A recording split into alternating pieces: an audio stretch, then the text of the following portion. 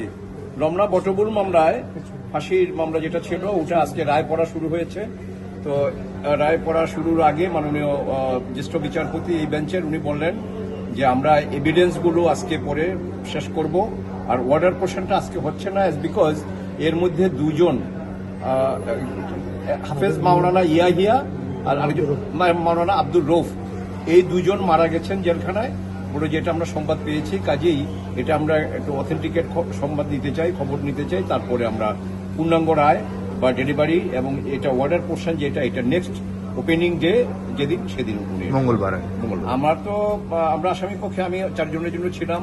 আমাদের এই 4 জনের বিরুদ্ধে কোনো সাক্ষী প্রমাণ নাই, কাজে আমরা খালাস আশা করতেছি। আমি 3 জনের পক্ষে ছিলাম। আমরা মনে করি যে এই মামলায় কোনো এভিডেন্স নাই, এই মামলায় আমাদের আসামিরাও বেকসুর খালাস পাবেন ইনশাআল্লাহ, এই আশা রাখি আমরা। এই আশা আমরা রাখি। আর আদালতের উপর আমরা যে শুনানি করেছি, যে আর্গুমেন্ট করেছি, এর উপর ভিত্তি করে আমরা আমাদের এক্সপেকটেশন হলো, প্রত্যাশা হলো যে আদালত সবাইকেই, আমাদের আসামি সহ সবাইকেই বেকসুর খালাস পাবেন।